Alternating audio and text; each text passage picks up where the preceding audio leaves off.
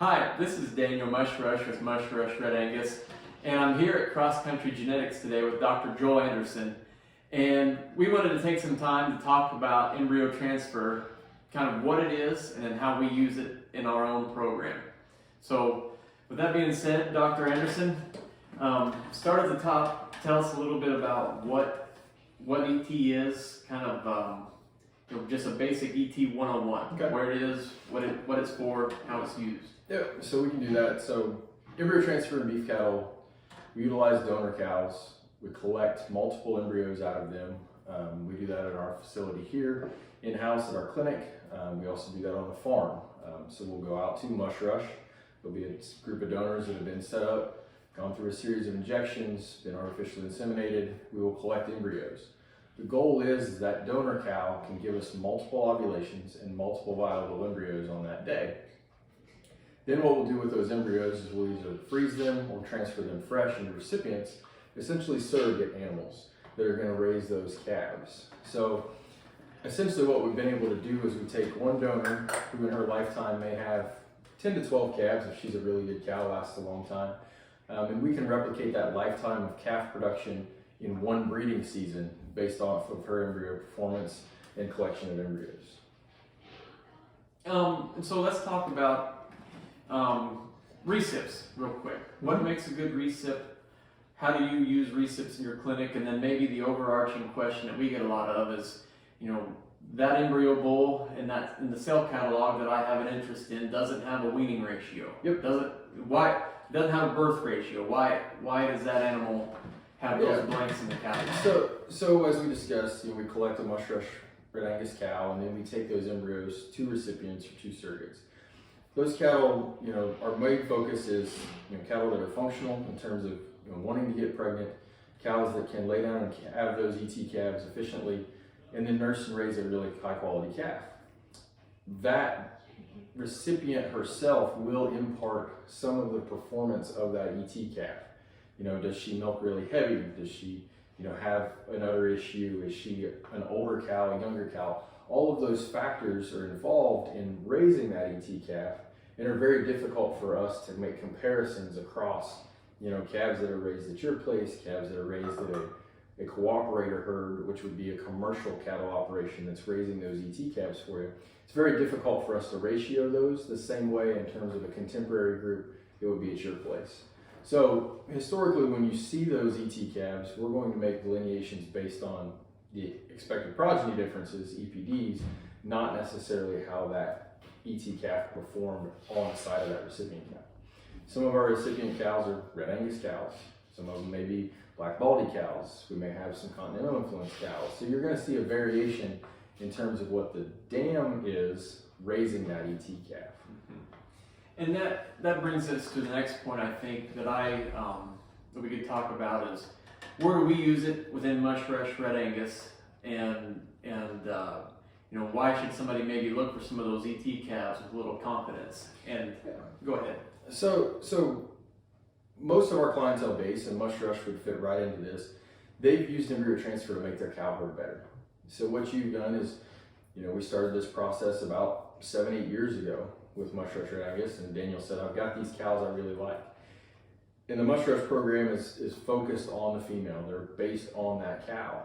And what we've been able to do is we've taken these cows that are really the cornerstones of their program and allowed them to have a big impact on the breeding program. Now, it's a process that takes some time. We're 7-8 years into this process, and we're still just starting to see the fruits of that labor of not only the bull calves, but the real value is all of the daughters and the females that have resulted from the ET calves that we've created. So, in terms of looking at your sale catalog, things like that, those ET bulls are really there because you've selected those donor females as the best cows in your cow herd. Yep.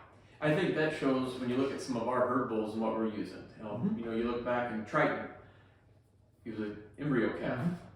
You go to Icon, embryo calf. I'll use the example now. My current favorite cow is an impact cow that we have in production, C531.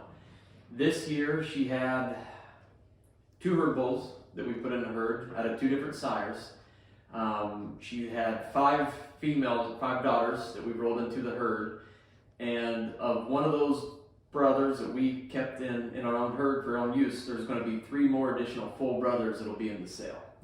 So like you said, that cow has put a lifetime of production into essentially the 2021 calendar year. Yep. And that's a big impact. And not only that, what she's going to have for 22 and 23 Absolutely. because of her underperformance. So, you know, she's going to get the chance that she could lay down and really have a lasting impression on the mush rush program with the number of calves that she's been able to supply to you. Yep.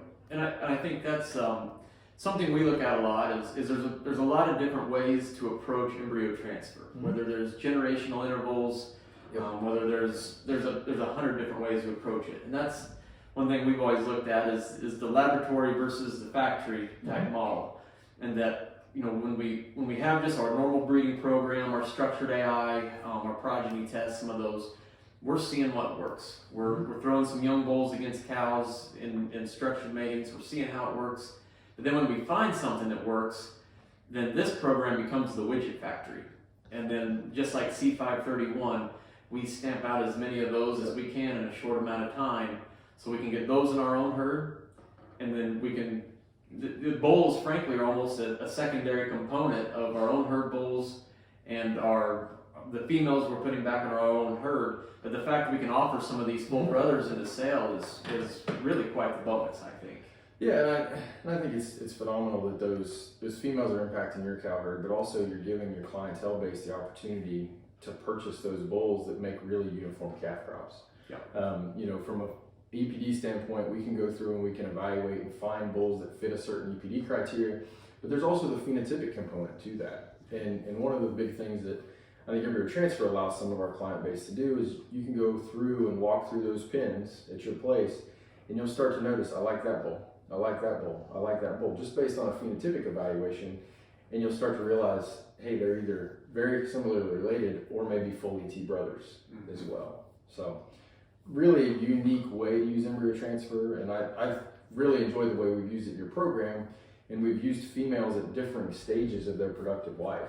And we've used some young females that we've wanted to kind of get an idea, you know, how are they going to stack up in the mush rush program. We've used some middle-aged cows that we really know what they're doing and where they're working, just like C531. And we've used some cows that have really proven themselves through your program for a long time.